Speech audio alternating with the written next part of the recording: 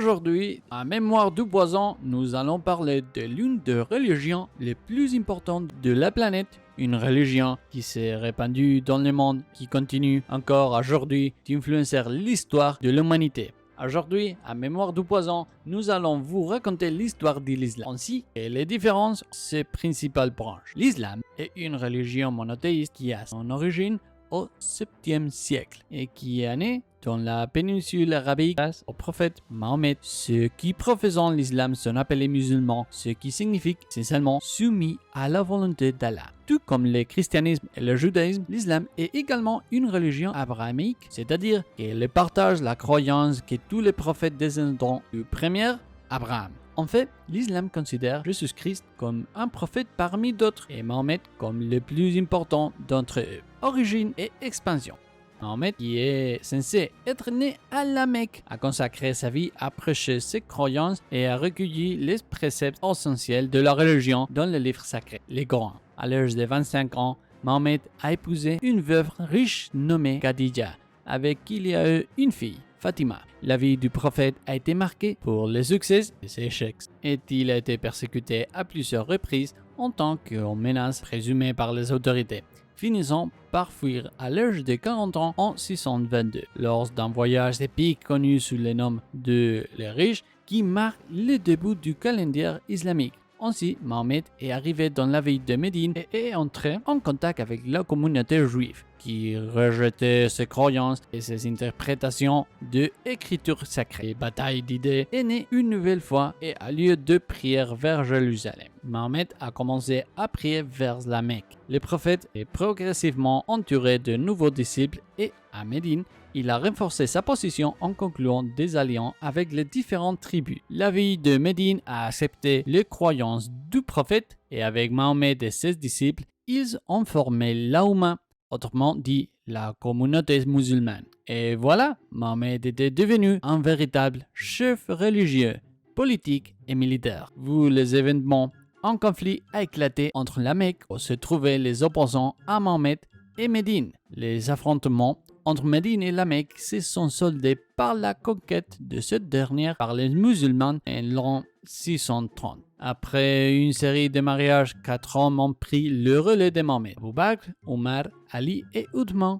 Il y a beaucoup de noms dans cette famille, mais je vais éviter toute confusion. Devenant ainsi les 4 premiers califats qui ont gouverné les califats orthodoxes et qui étaient liés par Mahomet par des liens familiaux. Les musulmans considérant ces califes comme les Rachidun, ce qui signifie qu'ils ont guidé. L'importance du califat orthodoxe a été énorme, car en plus de consolider l'islam et de compiler les écrits les plus importants de Mahomet, le premier calife ont favorisé l'expansion du califat vers la Palestine, la Syrie, l'Arménie, la Mésopotamie asiatique, la Perse et le nord de l'Afrique. Omeyyades et Abbasides, le califat orthodoxe a pris fin en 661, leurs Muawiyya de la famille des Omeyyades, la même famille qu'Othman les califes, ont reversé Ali et créé un califat en Syrie avec pour capitale Damas. Sous son règne, les musulmans se sont entendus jusqu'à dans la péninsule ibérique. À son apogée, les califats omeyyades couvraient une superficie de 15 millions de km²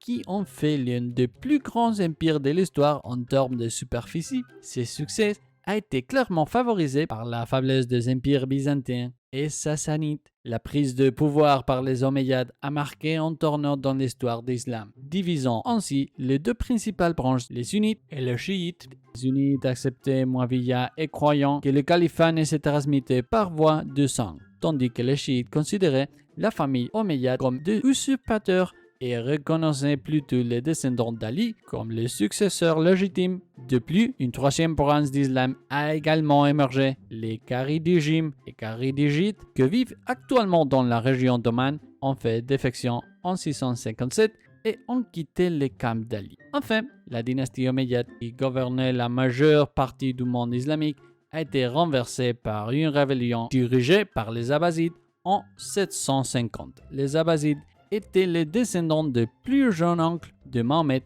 Abu al-Abbas, et revendiquant donc leur légitimité. La famille de Mahomet avait de nombreuses branches. Après la conquête, la capitale a été établie à Bagdad, favorisant ainsi la prédominance de Perses dans l'empire. Ainsi, la ville est devenue l'un des principaux centres de la civilisation mondiale pendant le califat de Haroun al-Rachid, les califes de Mi et Tunis.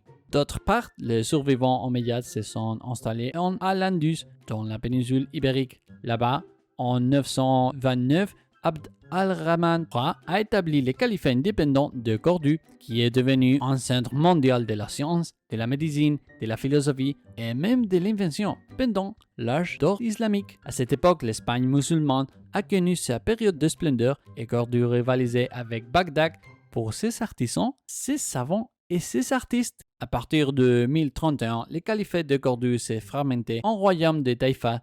La culture a continué de prospérer, mais la situation était très compliquée. De plus, à cette époque, les Almoravides et les Almohades d'Afrique sont arrivés dans la péninsule pour lutter contre l'expansion du royaume chrétien. Deux guerres que vous aurez évitées dans la rue. Dans une prochaine vidéo, nous vous parlerons de la Reconquista. Si nous revenons à Proche-Orient, à partir du 9e siècle, la dynastie abbasside entre en déclin et l'empire musulman commençant à s'émorcer. La crise politique et économique à partir du 10e siècle ont des répercussions sur la religion. La société musulmane devint plus intolérante sur la question religieuse et persécuta les juifs et les chrétiens. Cette situation de faiblesse fut exploitée par d'autres peuples asiatiques pour envahir la région. Tout d'abord, les Seldoujoukis et Bagdad en 1055 et ainsi s'emparant de l'Irak et de l'Iran. Ensuite, en 91, ils vainquirent les Byzantines lors de la bataille de Manskert et conquirent la péninsule d'Anatolie. Enfin, en 1076, les Seldoukides prirent Jérusalem et commenceront la persécution des chrétiens. Ils déclencha la première croisade. Plus tard, au IIIe siècle, les Mongols prirent également Bagdad et destituèrent les derniers califes en 1258. Enfin, au XIVe siècle, les Ottomans formèrent un empire, l'Empire ottoman, qui s'étendit dans la péninsule d'Anatolie, à l'ouest jusqu'à la péninsule des Balkans et au sud jusqu'à Proche-Orient, mais aussi à l'Égypte et à l'Arabie, devenant la civilisation islamique la plus importante du XIVe siècle au début du XXe siècle. Après cette expansion initiale, retracer l'histoire d'Islam à travers les différents territoires de la planète, vous le raconter en une seule vidéo est impossible. C'est une religion qui continue de croître aujourd'hui et dans les nombreux cas, loin de son lieu d'origine. Cependant, nous aimerons ne pas terminer sans faire la clarification de quelques points sur l'islam. Quelles sont les différentes branches, quels sont les conflits et son sens, et pourquoi c'est important sur le plan géopolitique. Différentes branches. Comme vous le savez déjà, les deux principales branches de l'islam sont les sunnites et les chiites. Comme nous l'avons mentionné, les conflits ont éclaté autour de la question du successeur légitime du prophète. Les chiites pensent qu'Ali, le cousin et le gendre du prophète, était l'homme désigné pour prendre le contrôle du califat. D'autre part, les sunnites estiment que les successeurs devaient être élus par les membres de la communauté, conformément à la Sunna, un livre sacré qui contient les paroles de Mahomet et de ses disciples. C'est vrai que ces différences ont émergé au 7e siècle et elles sont encore d'actualité aujourd'hui. Actuellement, les sunnites sont majoritaires parmi les musulmans,